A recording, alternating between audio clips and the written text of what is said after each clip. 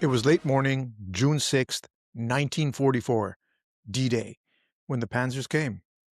Dark shapes emerged through the haze beyond the dunes and shattered orchards, their guns flashing in the pale light, tracks grinding over hedgerows and smashed farm walls as if the land itself were giving way beneath them. Naval shells screamed inland in reply, throwing up towers of earth and fire.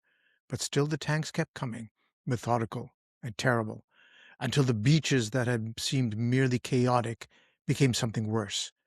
A trap of burning craft, torn sand, and men turning to see German armor, where hours before they had believed there was only open country and the road inland.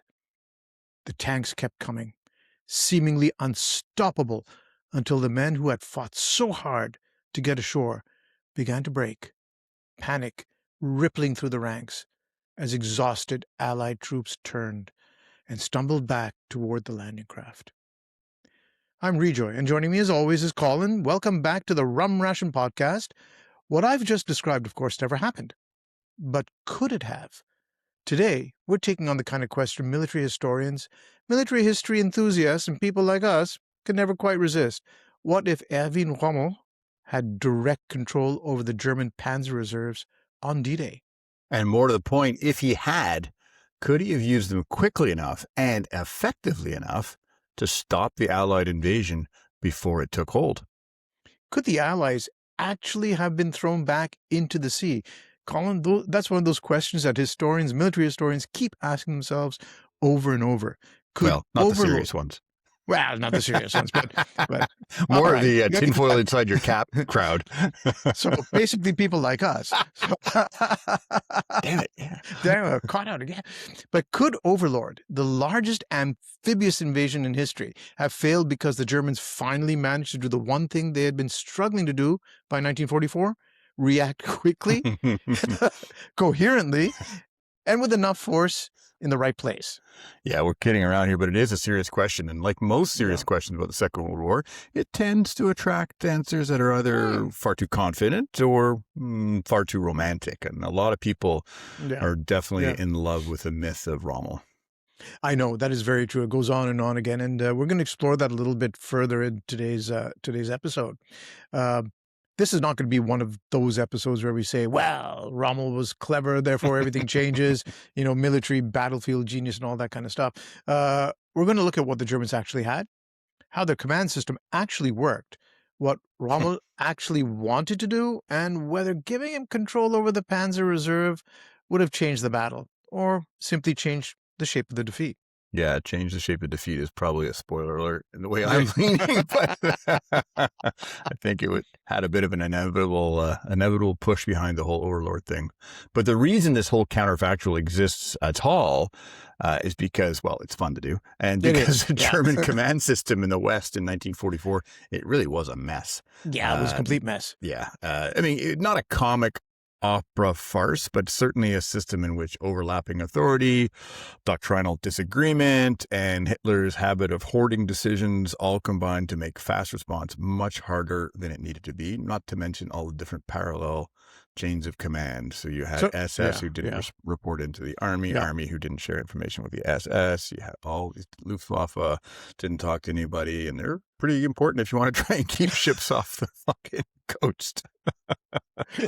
Has anyone called the Air Force? Exactly. But Rommel himself commanded Army Group B, which was responsible for defending much of the northern France. He had a huge piece of land that he had to look after, including the likely invasion zone. That didn't mean that he could simply order every armored unit in France to move the moment the landings began, because, hey, what if it's a feint? What if it's a surprise? What if it's a deception plan? Yeah, 100%. Those are all very, very valid observations. And let's also throw in there that, well, we are talking about Nazi Germany, where who is in charge is rarely a straightforward question. Rarely. As you wonderfully pointed out earlier on, who's talking to who, or is anybody talking to anyone at all? Exactly. And by the way, where's my coffee? So some panzer divisions were held as local or army group reserves. Others belonged to a central reserve that required Hitler's direct authorization before it could move. So you've got your local reserves, which you can do whatever you want with, probably, who knows, maybe a tank or two.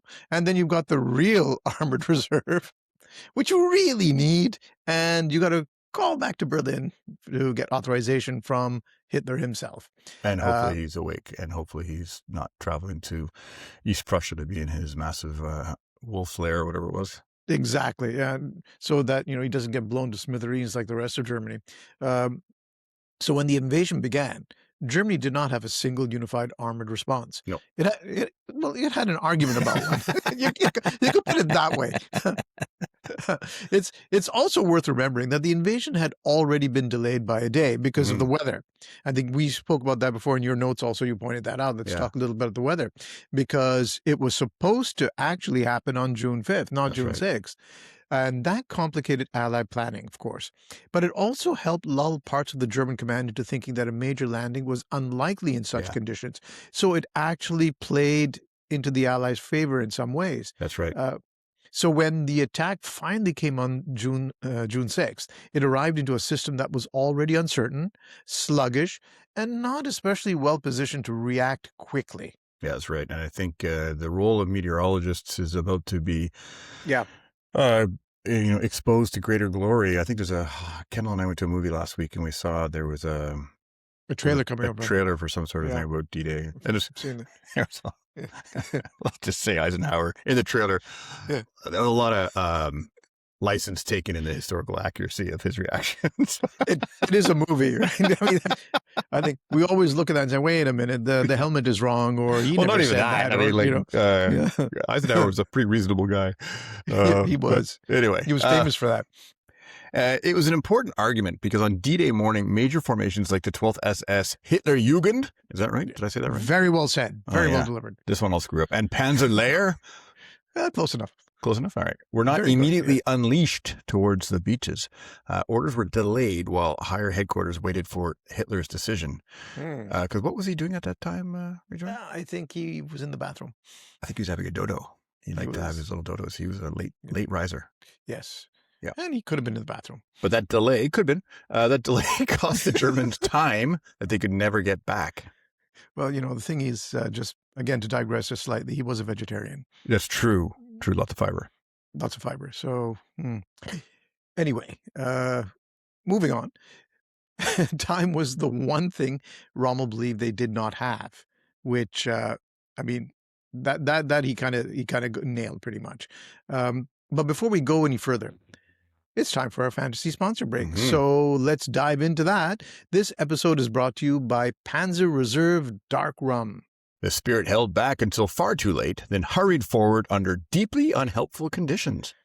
Distilled somewhere inland, pending approval, and released only after everyone has already started shouting. Notes of overripe fruit, burnt sugar, and a faint administrative panic on the finish. Best enjoyed while insisting the timing was still perfectly sound, and the real problem was interference from above. Panzer Reserve Dark Rum, because nothing says command dysfunction quite like sending it in after the moment has passed. Indeed. Not my fault. No. Your request came late. So what was Rommel thinking? Well, a lot of it was shaped by what he had already seen of Allied power. He had watched Allied air superiority in North Africa, had experienced it firsthand, you could say. He knew what happened when enemy aircraft owned the daylight. He understood, probably better than many of his colleagues, that once the Allies were ashore in strength, moving German reserves around in the open would become, put it mildly, extremely difficult. Bit of a challenge. Bit of a challenge. So his conclusion was blunt. The invasion had to be defeated on or near the beaches. Not 3 days later, not after some grand operational counterstroke farther inland, or after the Germans had calmly sorted out where the main blow had fallen and assembled armor at leisure.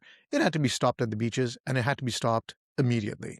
Yeah, and this view put him at odds with the other German commanders who wanted armor to be held farther back for a large counterstroke after the main landing area had been identified, because they were worried about what I mentioned, like a feint or, some sort of deception operation to see where the real main landing would be. Let it, form up, get confident, feel good, and then to try and cut it off and destroy it, like they had done on the Russian front, by enveloping huge chunks of Russian forces and taking over and over again. Yeah, and then cutting them apart at their leisure. But Yeah. Rommel didn't believe that because, frankly, the events on June 6th did a great deal to vindicate him. Yeah. As serious military historians will also point out when debunking this myth, which they normally do in about 2 minutes, conditions were very different. Yeah. In fighting the Western Allies, you can say many things, but fighting them was a whole different experience to fighting the Russian army in 1944. It just in it just 41 was. in particular. In particular, 41, Yeah, yes. yeah. So now at this point, some historians have argued that if Rommel had been allowed to keep the panzer divisions closer to the coast and under his direct control, the invasion might have been broken on the first day. And on paper, well, that sounds entirely reasonable. Rommel understood the central problem. Once the Allies were ashore in strength, Germany's chances worsened by the hour. That's right, because the counter view to his view was that Germans would allow it would allow them to retain the freedom to move large armored formations after the landings began, but it's just there was a catch in that. It was a really big one, as you talked about with the air power. Like the disparity in terms of air cover was dramatic, and I think often forgotten because by 1944 the Allies, they owned the air over Northern Europe, particularly Northern France, and had these armored divisions been concentrated too close to the coast in the weeks before the invasion, that it just made it easy to blow them all up because it had been found, fixed, and just bombed repeatedly before June 6th even arrived. So it was crucial for the Germans to keep those panzers dispersed and hidden so they couldn't be seen, because the typhoons, the planes would have just eaten them up. Which leads to the awkward conclusion that one of Hitler's few correct instincts in the West may have been keeping the Panzer Reserve much further back from the coast. Not because his broader judgment was sound. We're not trying to be, hey, Hitler was a fucking genius. It very much was not. And a matter of fact, a lot of historians make the point that Hitler probably one of the best things that happened to the Allies because of his meddling. That's why they didn't interfere. Yes, exactly. That's also why they didn't assassinate him. And they're very annoyed with the bomb plot. Because coastal concentration under Allied air power, it carried its own dangers, right? Yeah, very much so. And as you rightly point out, air power was everything. And I think it's James Holland in his book, which I referred to earlier on, about Normandy, also mentions how... Just started reading it. He's very comprehensive about talking about how German commanders who have served on the Eastern Front had never experienced the kind of air superiority that the Allies enjoyed, and they, they go on record saying this is very different. You can say what you want with the armored strength that the Soviets kept throwing at them and the masses of manpower and the artillery, but this air power, I mean, that you can't fight against that. They had nothing against it. So even before we begin moving divisions around in our heads, there's already a problem. Rommel's preferred solution was not cost-free. It may have offered a faster response on D-Day, but it also risked those same armored formations, as you rightly pointed out, being battered before the invasion began, being destroyed, in fact, before the invasion began. Which means the real counterfactual is not simply, what if Rommel had his way? It's what if he had control at the decisive moment without paying the full price of exposing those forces too early? A lot of ifs. Yeah, exactly. So let's define the question properly. We're not imagining a fantasy Germany in which every division is stronger, every road is clear, the Luftwaffe has somehow reappeared, and every staff officer has suddenly become competent. And they're suddenly feeding their troops. Yeah, and there's no endless supply of ammo and rations and oil, fuel. Willing soldiers. From Germany. Yes, we'll get into that.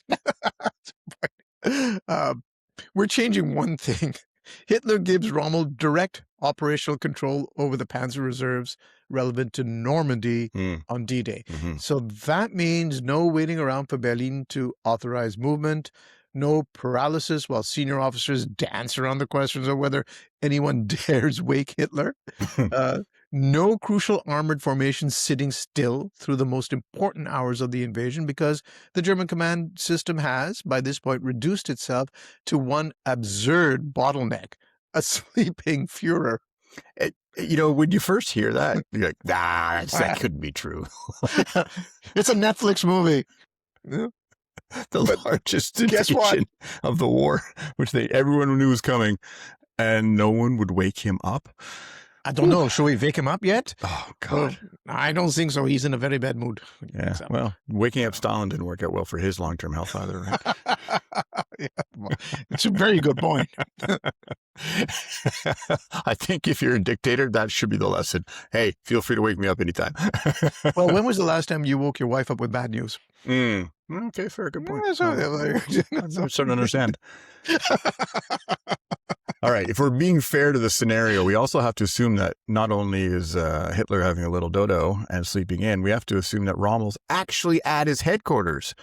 Yes. Rather than being away in Germany visiting his wife on her birthday, or that his staff is able to immediately and confidently react or maybe reach him and then react in line with his intentions, which means rapid release, rapid concentration, and an attempt to smash the beachhead before the Allied lodgements can deepen and link properly.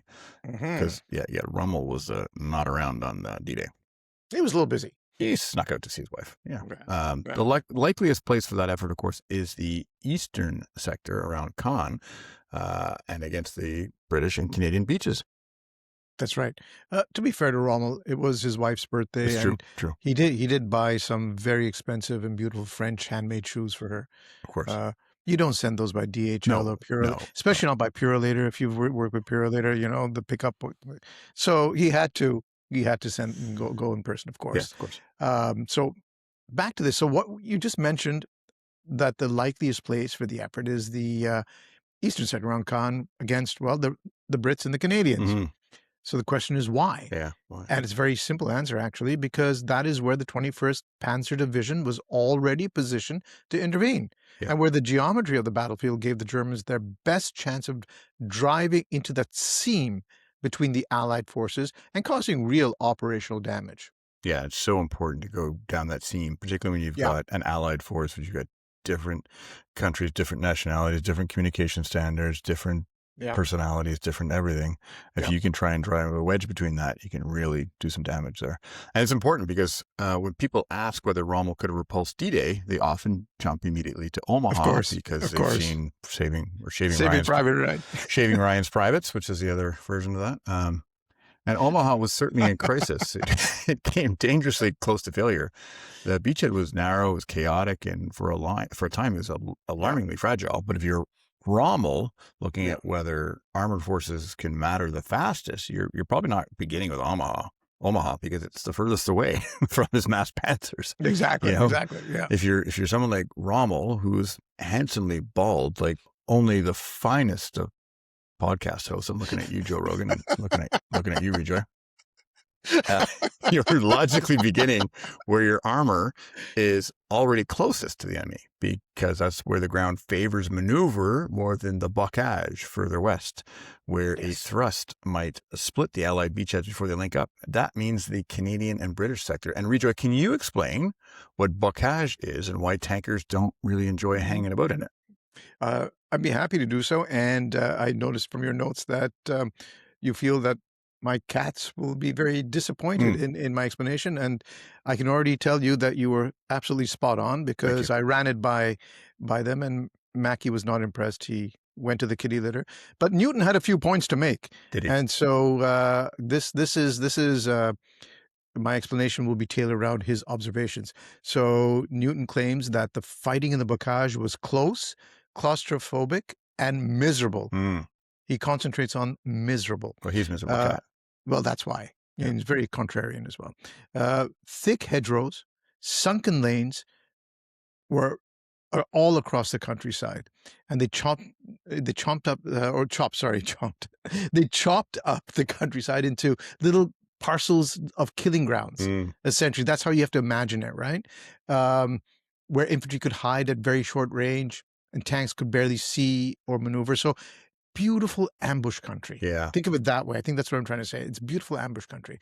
And that's why the tank crews hated it, because their visibility was terrible. Their movement was restricted. And here I think it's important just to talk a little bit about movement in bocage country, because I mean, people look at hedgerows, you're looking, if you're walking through the city, you see these wonderful maintained, or in the suburb, wonderfully maintained and aesthetically pleasing hedgerows. That's not what we're talking about. Right. We're talking about wild hedgerows which were impassable. Mm. So again, James Holland does a wonderful job in describing how tanks, when they first landed in Normandy, would try and just drive through those hedgerows and be pushed right back. That's right.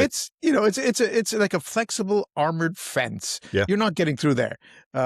It's incredible how difficult it was fighting in bocage country. And every hedge, let's not forget, every hedge might conceal an anti-tank gun, a Piet team, or a tank waiting for a flank shot. And in the case of the Germans, they had the Panzer, which were very, very effective anti-tank weapons. That's right. So they could set up little armored ambushes, draw the tanks in, and then flanking shot or from the rear, take a tank out. You take out the lead tank from a column of tanks, and you then take out the rear tank, and you've immobilized the whole column, which you can pick off at random. So, yeah, it's worth mentioning, and it's a very good note that you made there, Colin. So it's another good reason why he wouldn't have been heading towards Omaha. Correct. Basically, yeah. Correct, exactly. Now, historically, 21st Panzer Division did counterattack on D-Day, but not with the kind of timing or concentration that might have made it decisive. It struck later in the day after delays, and although it caused alarm and even pushed some elements toward the coast, it did not break the beachhead. Another thing, like when you see the dramatizations, everyone is very keen on describing how forward elements were attacked by the by a few tanks, fell back in disarray, and that kind of stuff. That's Fantasy. For the cameras. Yeah, It's in the real case that was not what actually happened. Now imagine that attack, happening earlier, though. Yeah, that could change everything. That's right. With clearer priority, and with the knowledge that that the 12th SS is already moving without the historical release delay. So they've identified the threat. They know where to go. It's suddenly a far more dangerous situation for the Allies. Yeah, if they go early, it's going to really change things. And which is exactly why the British-Canadian front matters so much in this counterfactual of ours. Because even historically, once German armored formations began pressing into the area around Juno and towards Caen, the situation was far more dangerous than the tidy little maps sometimes suggest. Had stronger panzer forces reached the coast in strength, they might have not merely have contained the bridgehead, they might have turned along the shoreline and began rolling up the flanks of the landing areas. Now, that's where it really comes in when people talk about this counterfactual, right? That's right. The rolling up of the flanks and breaking through to the beaches. But here's the thing, might being the operative word here. And the Canadians were central to stopping exactly that kind of disaster. Yeah. This is for you, Jay. I'm sure there was an armoured soldier somewhere there. Of course. During this time. In the days after D-Day, they faced repeated and extremely violent German counterattacks, including SS Panzer formations and their supporting Panzer Grenadiers. The fighting was close, sustained, and costly. This is one of the reasons the Canadian front in Normandy deserves far more attention than it usually gets. And again, I'm throwing it out there once more. Kudos to James Holland. He talks about this in detail. Right. And this is where counterfactuals have to stay honest, because the Germans did not simply need to arrive. They needed to, it wouldn't be like, oh no, tanks are here, we surrender. They needed to break through, reach the coast, and exploit fast enough to collapse the beachhead before Allied naval fire, close air support. We talked a lot about in the beginning about the air superiority. That was huge. Not to mention the artillery, which would have landed, and reinforcements. I call it, naval gunfire. I mean, that is terrifying. Naval gunfire, we say very flippantly, but we're talking like heavy caliber battleship. Sure, but even more importantly is the not so heavy, but the high volume of the destroyers, because there was like hundreds of destroyers off the coast. So they had access to huge amounts of naval gunfire coming through. But you're right, the battleships with their, what they like, massive 5.8 or 8.5 inch diameter, the size of your wife's new car being chucked out. They're huge. They're huge. Yeah. And so it's an enormous ask, especially when the troops in their way, including the Canadians around Juno, were fighting with a stubbornness that bordered on the unnatural. Speaking of unnatural, this brings us to our second fantasy sponsor break. This episode of the Rum Ration podcast is brought to you by Counterstroke Cask Strength Rye. Yes, the whiskey prepared for a decisive counterstroke, then held in place while a higher authority debates the obvious. Distilled with ambition, hesitation, and just enough confusion to ensure it arrives after the useful moment. Bold notes of diesel smoke, burnt leather, and unrealized potential, followed by a finish that lingers much longer than the plan did. Best taken at dusk, preferably while explaining that the timing was unfortunate, but the concept remained sound. Counterstroke Cask Strength Rye, because history is full of brilliant ideas arriving under extremely disappointing circumstances. Sounds like my wedding night. Again, when you're trying to remain honest, you have to separate what Rommel could improve from what he could not. And let's face it, he could improve the timing. Yeah, he could have absolutely had Hitler woken up earlier, or if he'd had control, he could have released the Panzers on his own. That's right. Convenience. That's right. He could improve the concentration. Yeah. He could reduce delay. He could make the German response more coherent than it was historically. But what he could not do was eliminate that mighty, ferocious Allied naval gunfire that you mentioned. He certainly could not remove the Allied air superiority. That was his chubby buddy, Hermann Goering, that was in charge of that one. And despite the wild fantasies of certain mill bloggers, even the great Rommel could not make roads wider, bridges stronger, or traffic disappear. Was he not an engineer by trade? Apparently not. He certainly could not conjure fuel, repair capacity, or a Luftwaffe capable of contesting the sky in any serious way. And he probably couldn't, as we found out, couldn't even feed his troops properly. No.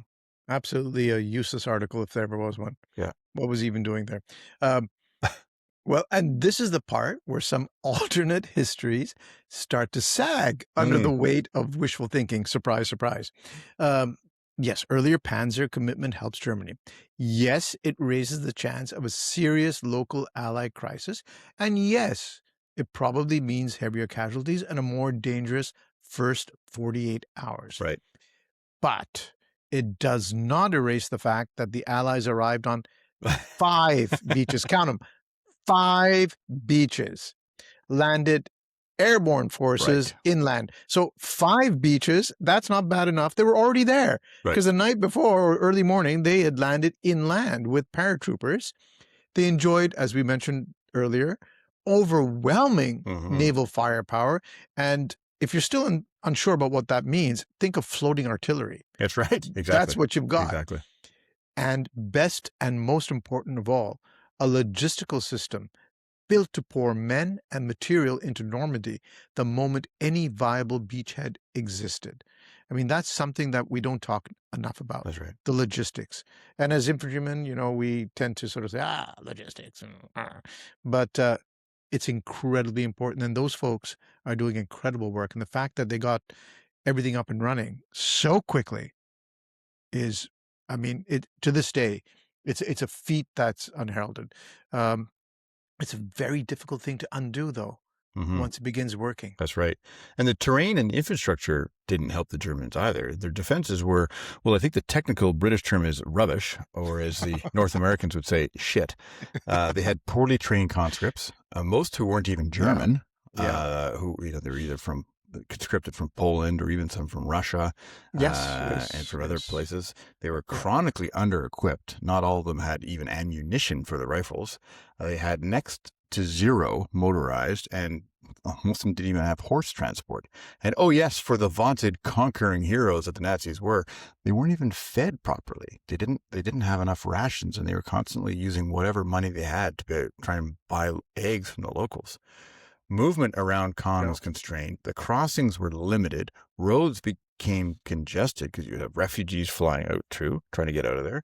And even a more decisive German command arrangement still had to push armor through a battlefield that was filling up with chaos, and a lot of unwilling German army conscripts who were eager to surrender to the first Allied soldier that they encountered. This is all very true. And I think there's documentation about how in some cases the Germans that were fighting on that front, because they were Eastern European conscripts, didn't speak German, couldn't communicate properly. However, and again, this is something I think a lot of people like to sort of delve into, saying that, well, if the German forces were so shit, why didn't the Allies just roll over them and so quickly? And why wasn't the Normandy campaign wrapped up in a matter of days rather than months? Well, the fact is, these were exceptions to the rule. I mean, on the whole, yes, you had a lot of these kinds of troops, but on the whole, but you also had very, very good German troops there who were not close to the front at that point. They're being mobilized. They're getting there. They're being fed into the battle. So it's not the Waffen SS. Yeah. The 12th SS was a very strong example of that. There are many German regiments that were there, but they were not yet in the battle. So that's important to remember. But back to our counterfactual, this is another way of saying that Rommel could certainly improve the German response, but he couldn't turn the situation into a clean operational diagram. No.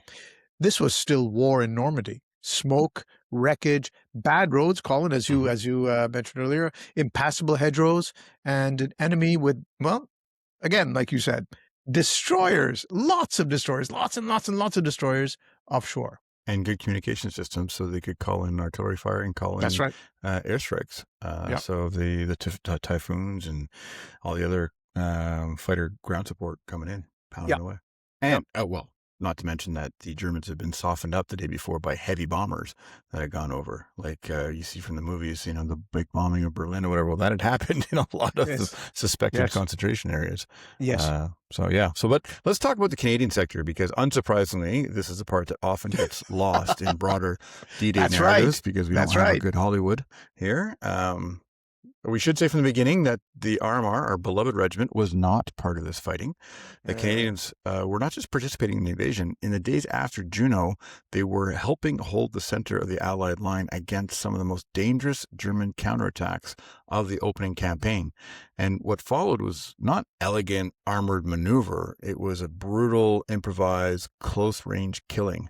And you had Canadian infantry dug in among Sherman tanks from regiments like the 1st Hussars, the Fort Garry Horse, and the Sherbrooke Fusiliers, which should be explained as an infantry unit that was re-rolled as armored during World War II, but are now back to being infantry again, sharing a city with the Sherbrooke Hussars, who are an armored unit. Yes, we know Canadian military unit affiliations can be complicated, because the RMR itself did serve as an armored reconnaissance regiment for a while in World War II. Yes, that's right, yeah.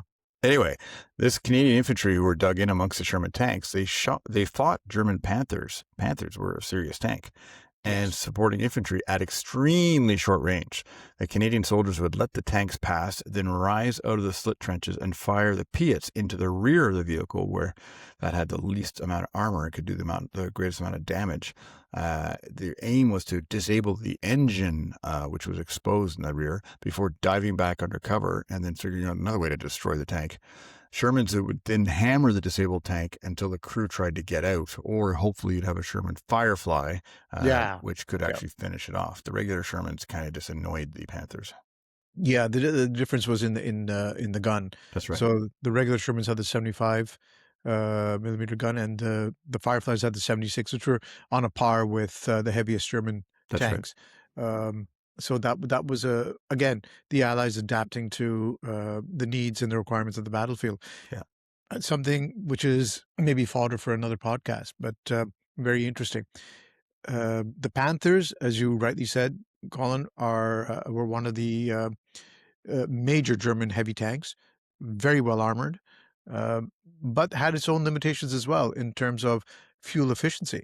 That was one of the things that hampered all the German armor. So when you talk about, people like to look at the German armor and say how superior the German tanks were in comparison to the Allied tanks, but it's not quite as simple as that.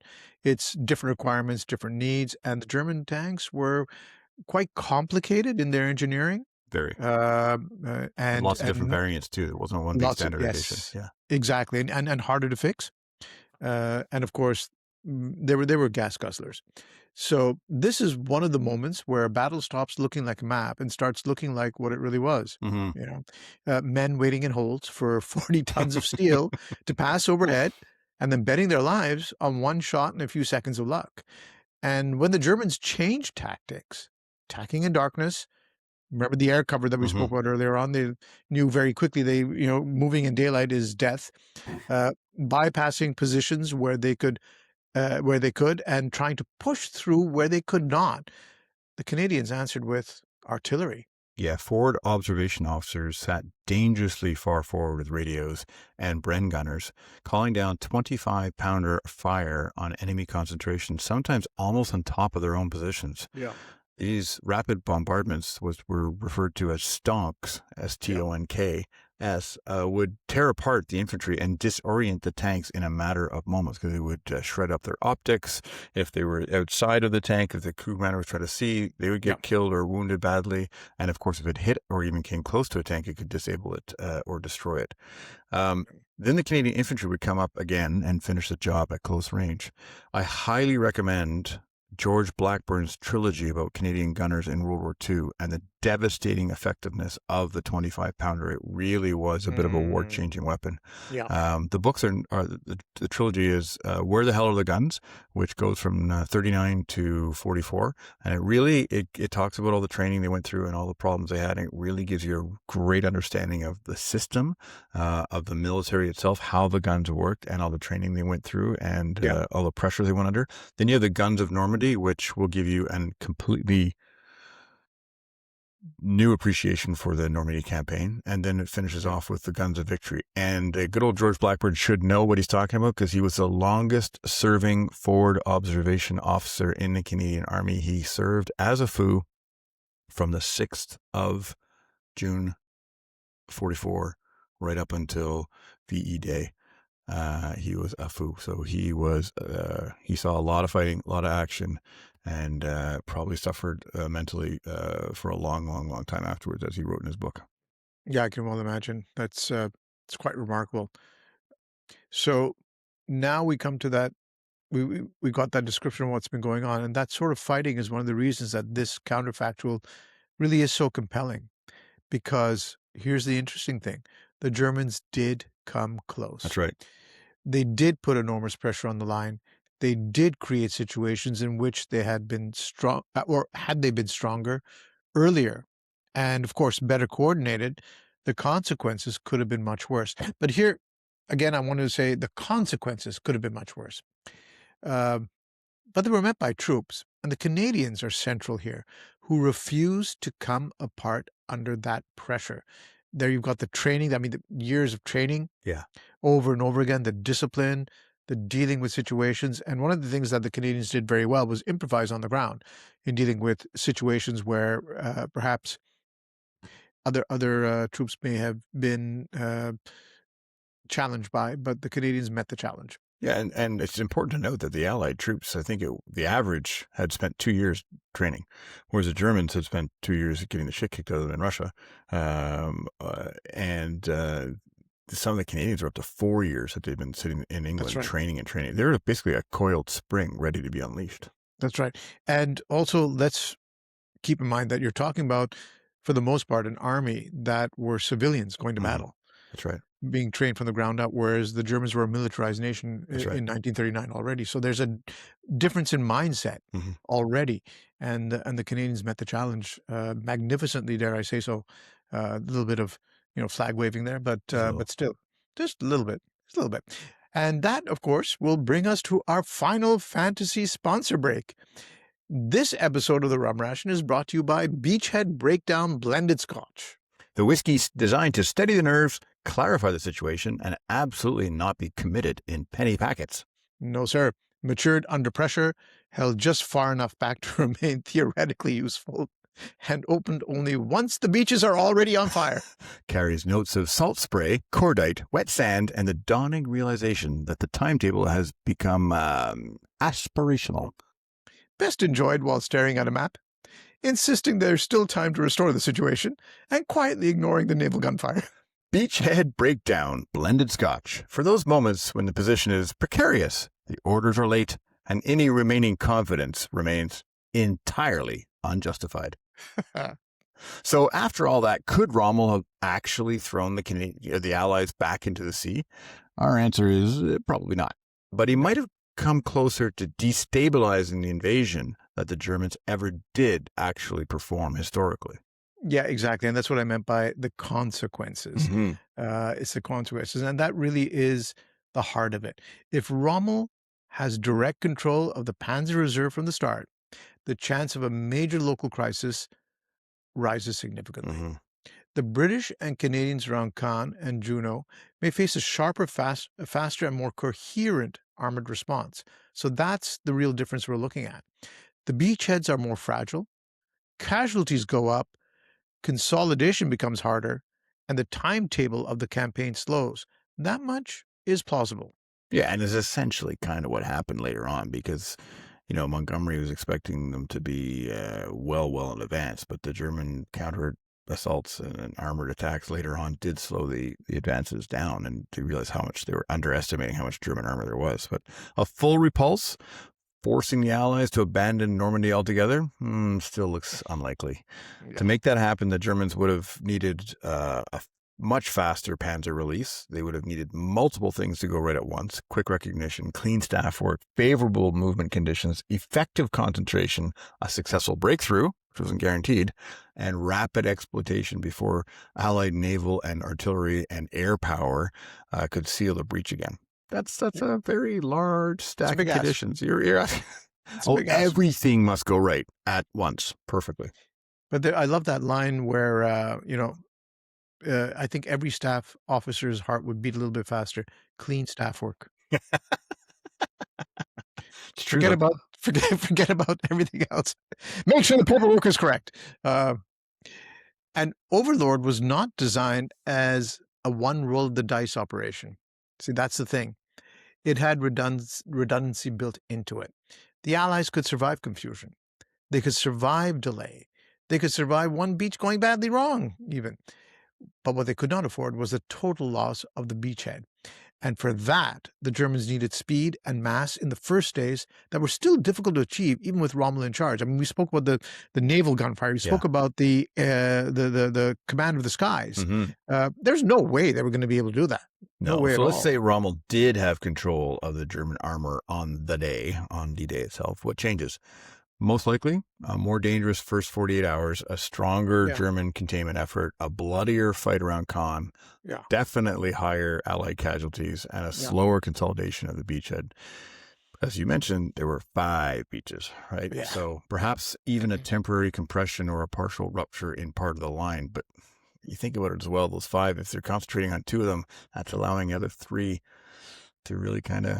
or at least the other 2, the 2 Americans would have probably been left alone, had less pressure on them. They could have pushed out further and faster. Exactly. So, yeah, absolutely. And let's not forget, we still have the airborne troops functioning in the rear, causing all sorts of delays and headaches for the Germans. Because once the Allies remain ashore beyond those first crucial days, the underlying balance begins to reassert itself. We talked about the logistical efforts. I mean, absolutely fabulous. I mean, that's worth an episode in itself. And every additional day favors the Allies. Yes. Let's not forget that. More troops arrive because that pipeline is just going now. It's been set up. It's just feeding troops and armor and supplies onto the beachheads. More artillery, more tanks, more supplies, as I said. And the Germans are still trying to move under hostile skies while being pummeled from the sea and pounded from above. So the most plausible outcome is not Rommel wins Normandy, but Normandy becomes even nastier, even bloodier, and perhaps even longer. Yeah, I think it's important for listeners also to take into account of the bias that a lot of us have in our memory from watching all the World War II newsreels, which were fed right out of the German propaganda machines. So well-fed troops pushing forward on highly moving, fast-moving. Sophisticated machines. That's not the reality. The reality is Rommel's troops were not fed properly, as I mentioned before. They didn't even have the same colored uniforms. They had some of them were using old, green uniforms, and other ones had the field gray. Whereas what you were talking about, every day additionally favors the Allies because you got more troops arriving. They're not just anyone. They're not dragging people off the street. They had armies sitting back in the UK waiting to be fed in. And these were well-trained, well-fit, well-fed, well-equipped, well-trained, well-equipped, everything ready to roll. It was not the same thing going on. So Why does this question of Rommel being able to win Normandy keep coming back? And why do we keep revisiting this particular what if? I think because it sits right in that uncomfortable space between myth and plausibility. Rommel didn't have a magic answer to D-Day, and he was hardly infallible. Uh, the North African campaign is proof enough of that. Um, but he did grasp something important. Once the Allies were ashore in strength, the odds shifted hard against Germany. If the invasion was going to be stopped, it had to be stopped early, near the shore, before Allied firepower and reinforcement made the whole thing irreversible. He realized that. He realized what the danger was. He had experienced it firsthand. He knew what the Allies Yeah. were capable of. He didn't underestimate them. But recognizing the problem is not the same as being able to solve it. Yeah, exactly. And that's what makes the question worth asking, not because it reveals some lost German masterstroke that would have rewritten the war, but because it reminds us that correct judgment on its own does not amount to much when the other side has brought half the industrial world with them. Yeah. Probably speaks more to this fascination the world has with anything related to the Nazis. Quite Yeah. frankly, anything with a Yeah. swastika on it Yeah. gets people's attention. So Yeah. where does that leave us? Not with a lost German victory and not with some single decision that would have overturned the whole war, but it does leave us with a sharper sense of just how narrow the margin was and Yeah. how much those lost hours on June 6th really mattered. And really, frankly, how many lives on the Allied side it probably saved. Yeah, that's right. Absolutely. Rommel may not have had the answer, but he did understand the problem. And that is what makes this counterfactual worth taking seriously. It reminds us that there was nothing inevitable about success on D-Day. I No. think that's also a myth Yeah. that's been propagated now, that it was always going to be successful. That Yeah. was not the case. They didn't know. They had plans also. What if it wasn't? Exactly. Certainly. What did Eisenhower have drafted in his breast pocket ready to read out? Yes. Yeah, that's right. Exactly. Yeah. I mean, again, that's all there. The landings were defined by tension, anxiety, and a genuine fear that the whole operation might fail. I think because it was such a great success,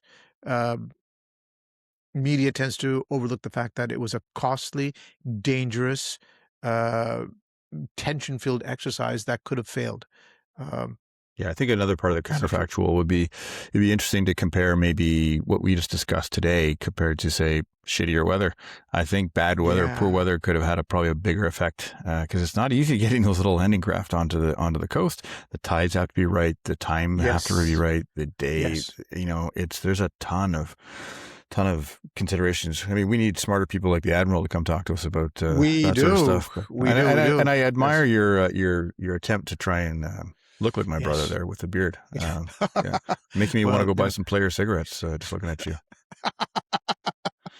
Thank you, folks. How long it lasts. Thank you, folks, for listening to the Rum Ration podcast. And if you like this episode, don't forget to like and subscribe. Also, if you want to understand just how close run and brutal the fighting in the Canadian sector was, Mark Julke's Holding Juno book is well worth your time. I had the pleasure of spending many hours marching alongside Mark in the hot sun of Sicily. Oh, did you really? Yeah, in July 2013 as part of a 70th anniversary of Operation Husky commemoration ceremony.